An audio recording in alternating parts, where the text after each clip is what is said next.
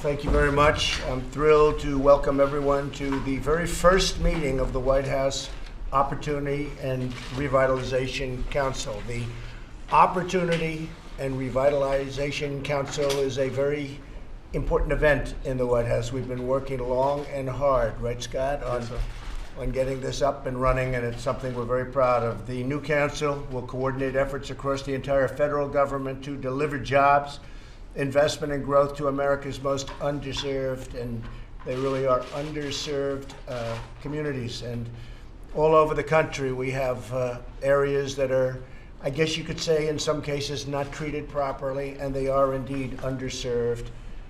We are pleased to be joined by many members of my cabinet, including Secretary Ben Carson, who leads this very important initiative. Thank you very much, Ben. I appreciate it. Good job. It's been a hard one, right? Not been easy to do. Also joining us is the council's new executive director, Scott Turner.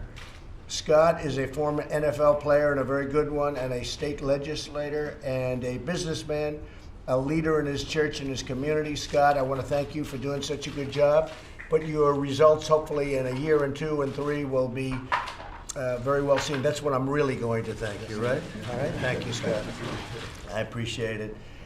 The council will focus its efforts on economically distressed communities across the country, including opportunity zones, which are, as you know, up and running and doing incredibly well beyond expectation, which we are designated by our nation's governors under a crucial provision of our new tax cuts. That was a part of what we got approved with the tax cut. And I don't know that people talk about it, but it was very important.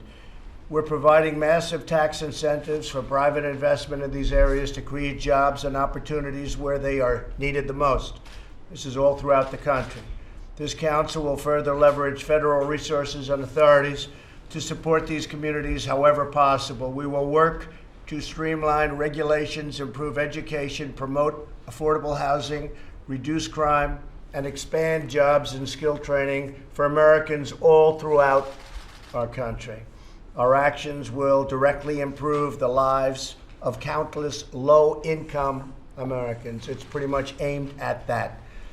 Together we can lift up every forgotten community, and we talked about the forgotten men and women, and a lot of people were forgotten in this country, no longer, and unleash the boundless potential of our people. I look forward to hearing about all of the incredible progress being made, and I'd like to start perhaps with Ben Carson, who is doing a terrific job at HUD.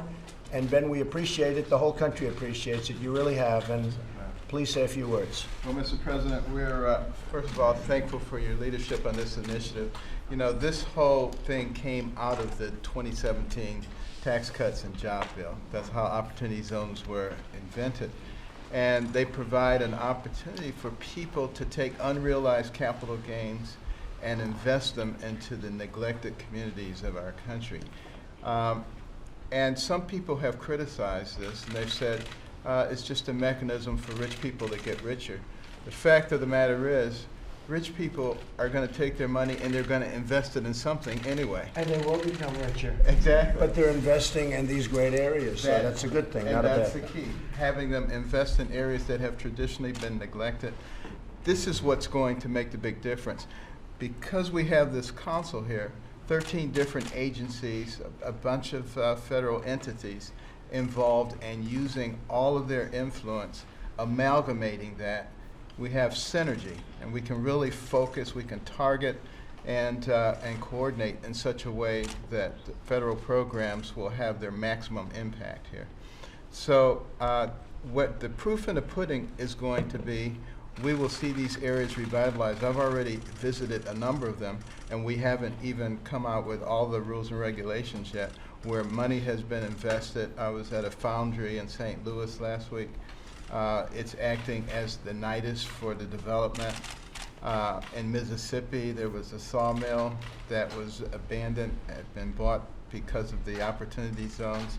Not only have they revitalized that, but they're hiring a lot of people now. The building industry is coming in, building houses for those people. These are the kinds of things that make the difference. It's not the rhetoric.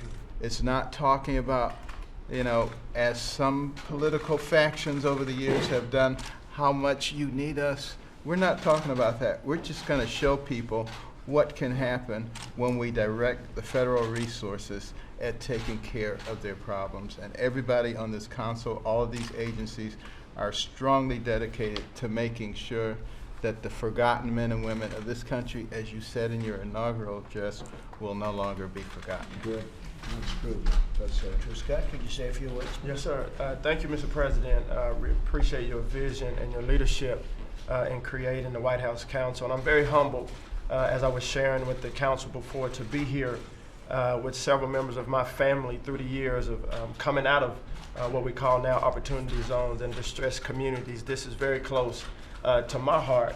And the team that we've assembled here, not just at this table, but those that have been assisting along the way, is a tremendous team. And I've been blessed to play on a lot of teams throughout my career. But as I was telling the council before, this is possibly the greatest team that I've been involved with, because we have an opportunity to make a generational impact. And for that, I'm grateful. So thank you. Well, thank you very much, Scott. And we have tremendous faith in you and your leadership. We chose you for a very good reason. Yes, sir. You're an outstanding young man. You're still a young man. I'm a little older than you. Just a little bit. But we have tremendous confidence in you, Scott. Thank you, sir. Go out there and do it. Wilbur, would you like to say a few words? Yes, sir. Thank you, Mr. President, for hosting us today. We look forward to leading the economic development work stream of this council. We're taking some innovative steps at Commerce to encourage private investment in the zones, and our Economic Development Administration and Minority Business Development Agency are working to direct the funds where they're supposed to go. Specifically, EDA has already issued a notice of funding opportunity for public works and economic adjustment assistance programs to make all entities within the qualified opportunity zones generally available for EDA funds. Those will supplement the funding of the Opportunity Zone program itself. And as we look to the future, we anticipate that state and local communities will take advantage of this opportunity. Part of the process will include finding new and innovative ways to communicate the Opportunity Zone programs to state and local leaders and to potential investors. Since fiscal year 18, EDA has already invested in 16 small Opportunity Zone projects, and these will help make the zones more attractive to investors in the tax-oriented program. I look forward to discussing how to leverage private investment at future meetings. Our Minority Business Development Agency is planning Opportunity Zone summits in a number of cities throughout the country to reach that community. First one was held last month in Philadelphia, had 189 attendees. So there's tremendous interest and enthusiasm, including in some of the very storm-ravaged areas, such as North Florida. Florida has 427 opportunity zones, and the State Economic Development Team has now agreed to plan the rollout of the opportunity zones as a master tool to encourage investment in those communities. Mississippi and other states are doing very similar things. Thank So it's got a lot of momentum. Thank you, Wilbur. That's great. Appreciate it. How about the great Larry Kudlow? Yes, sir, thank The you. market's way up today, Larry. Yep. Today you're great. When it's down, he's not so good.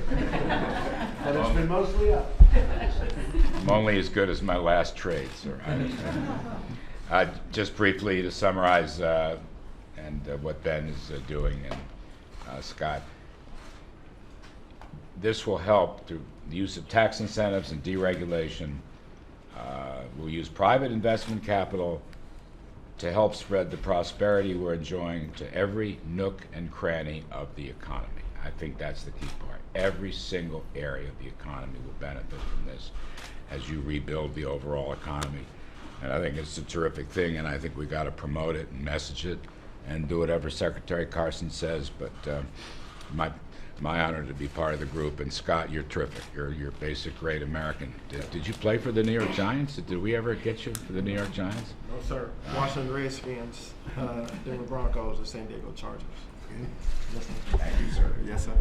Thank you, Larry, very much. Sonny Perdue, so the top representatives of China are here right now. We're going to meet with them later. They're going to be buying a lot of product from us, you know that. That's good news. More than anybody would believe.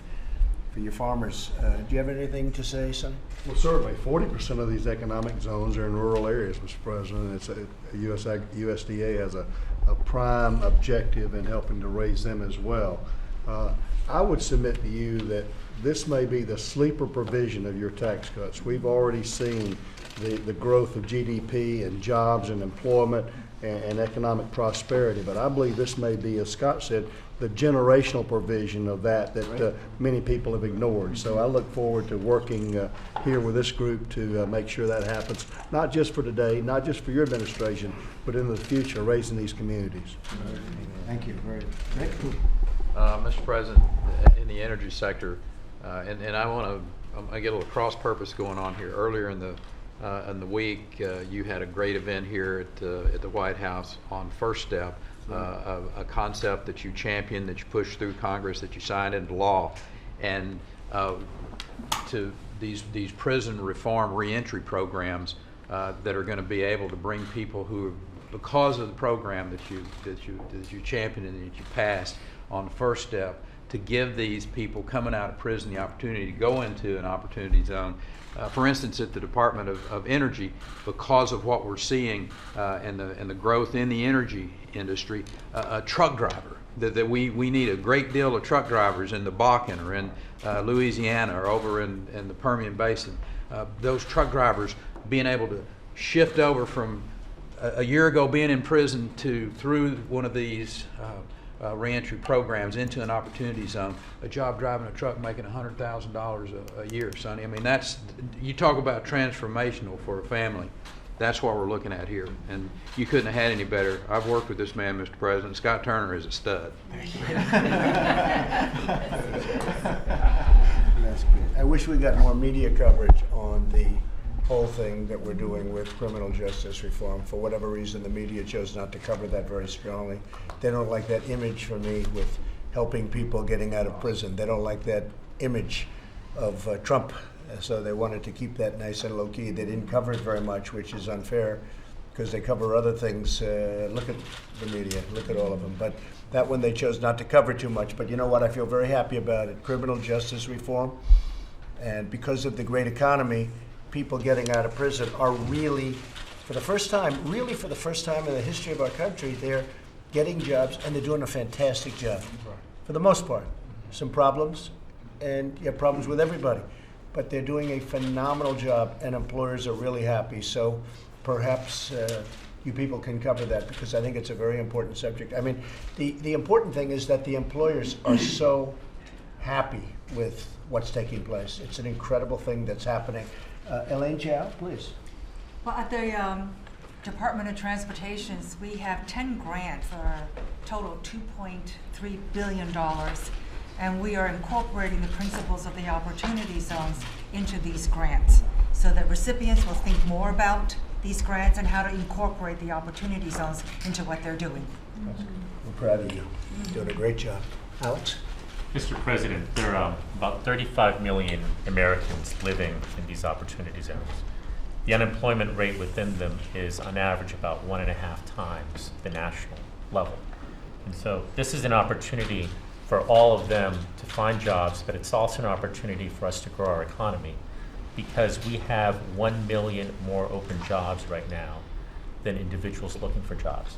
And so as with other agencies, the Department of Labor, we're adding preference points to all our grants where we're legally able to do so to focus those work development opportunities on opportunity zones. And I want to highlight 2 examples. You mentioned criminal justice reform. One example are our efforts on the reentry, providing workforce development dollars to individuals that are reentering. And we've added preference points on those. This is a wonderful opportunity for individuals that are leaving prison to learn skills, to hold a job. And those investors that are going to look to these opportunity zones are going to want to know that they're individuals that have the skills to actually work at these factories that are going to be built. And so across the board, we're doing it for reentry programs, homeless veterans. We have veterans that are homeless. And for whatever reasons, whether it's addiction issues, whether it's not having the right skill, we have workforce development programs for them. And so we're adding these preference points to our programs, and we're focusing them on these zones. I mean, you just think of it, from the founding of our country till a year ago, this has really started happening a year ago, people getting out of prison couldn't get jobs. Couldn't get them. The stigma, the problem, whatever. And now they're being sought, actually. That's right. They're having choice. Like we got choice for our vets. That's a different kind of a choice. We get choice. They have choice now in terms of jobs. Never happened before. Never happened in our country's history.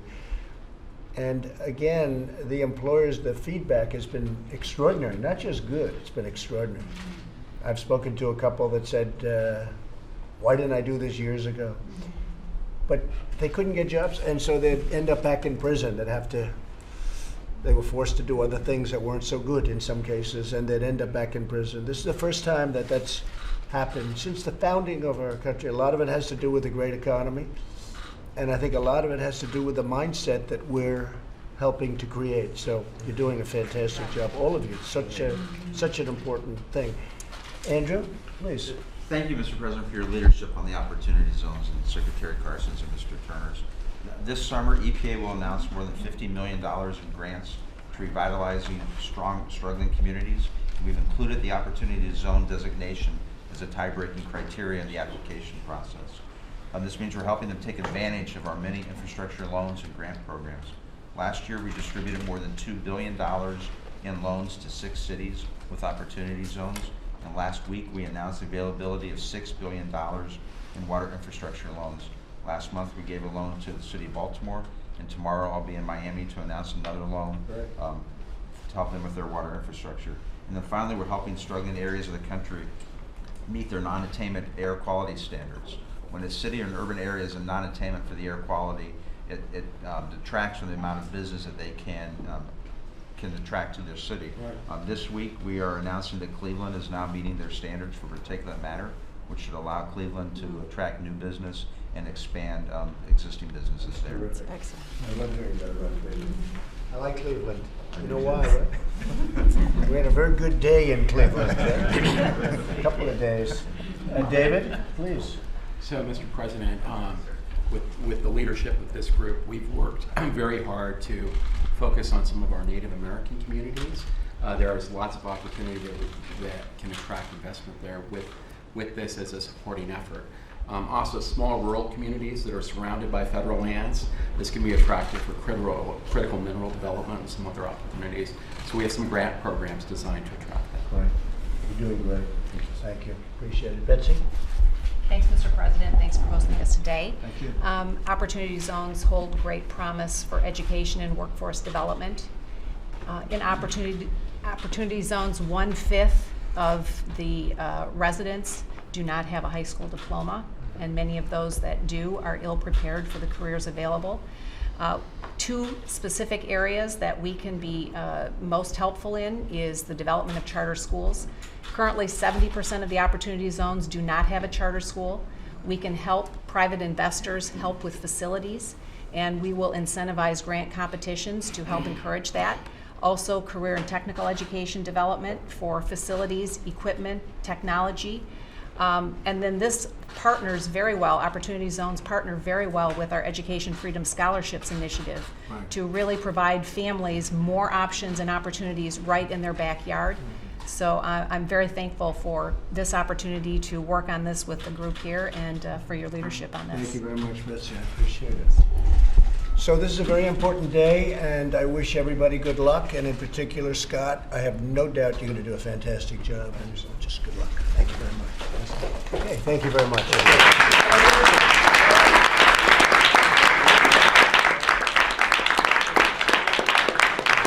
you very much.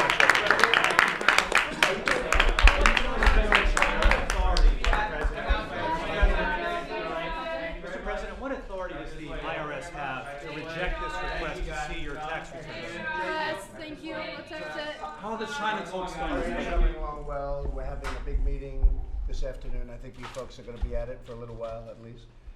The Vice Premier is here and lots of top people from China. They very much want to make a deal. We'll see what happens. It's got to be a good deal. It's got to be a good. It's got to be a great deal. It's got to be a great. Look, we've been losing over many years, 4, 5, $600 billion a year. We're losing a few years ago 200 routinely to China. We can't do that. We're going to turn it around. It's got to be a great deal. If it's not a great deal, we're not doing it. But it's going very well. Top officials are here, and we're very well along on the deal. It's a very complex deal. It's a very big deal. It's one of the biggest deals ever made, maybe the biggest deal ever made. It'll be a great deal for our farmers. Technology, intellectual property theft, everything is covered. There's not a thing that's not covered. We could have made a quickie, but we're in a very good position. Our economy is way up. China's not way up.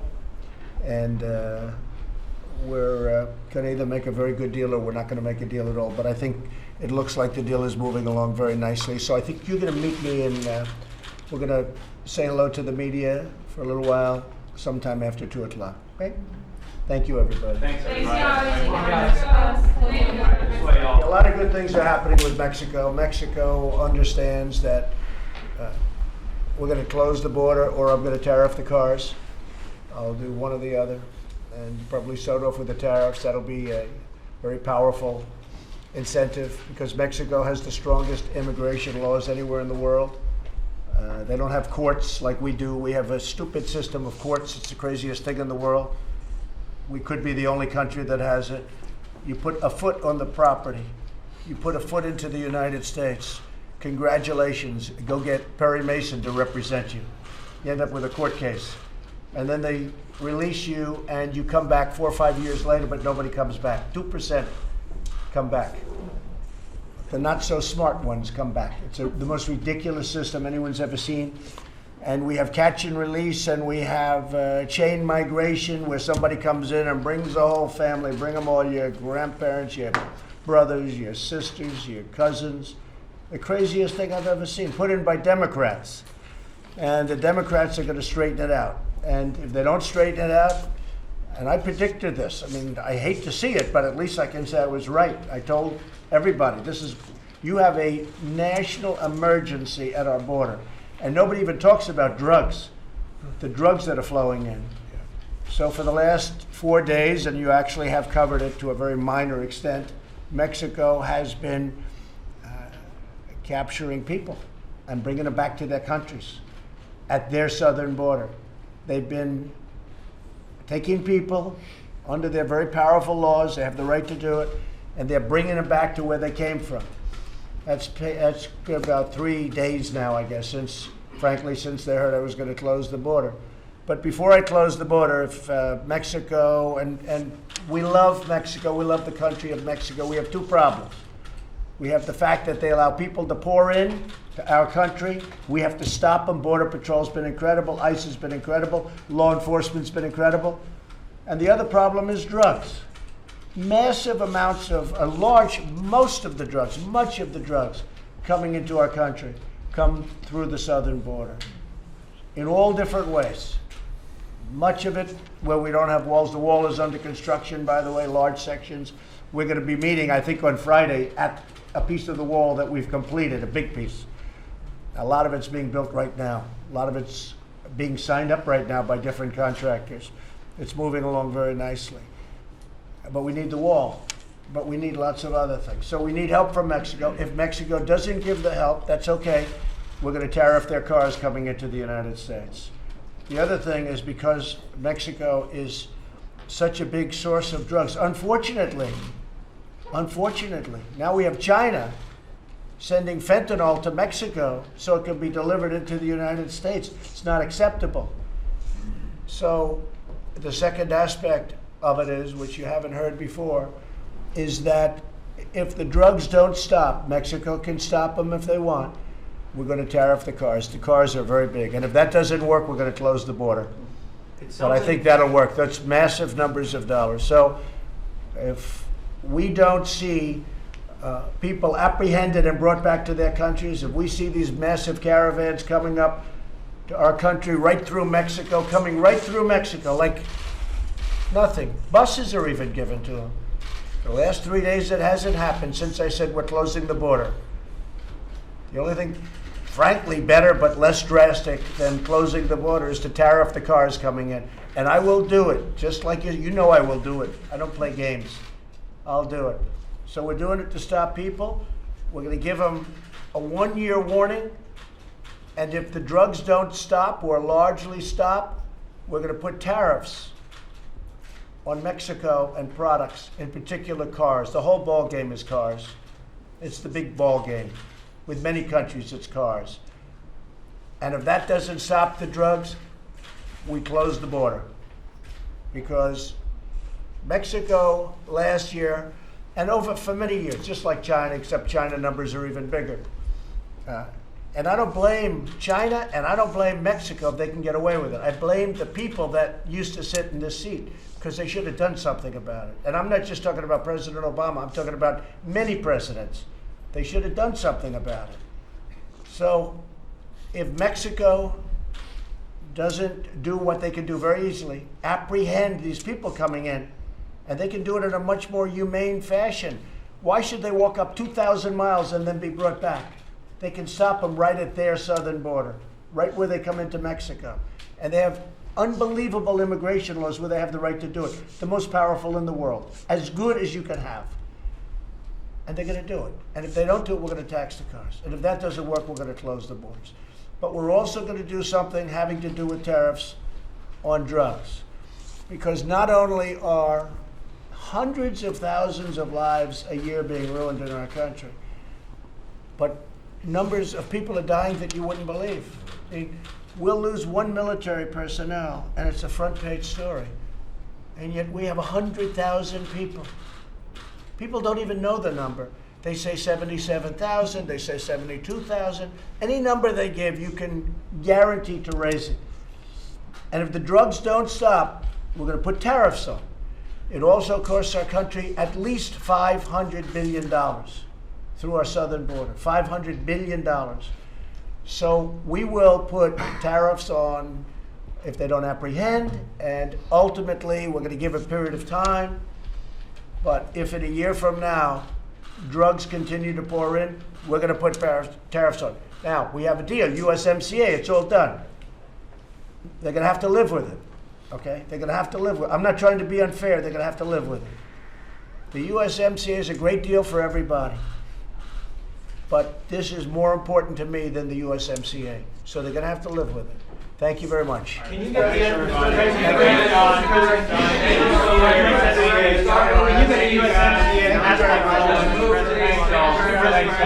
the USMCA passed? Thank you. Thank you very much. Thanks, guys. Please stop moving. Thank you. I'll tell you one thing, it's a great deal. They don't pass it, it's purely political, that's all. The USMCA, everybody wants to see it passed. But we'll see. Whatever they want to do is okay with it. Thank you very much.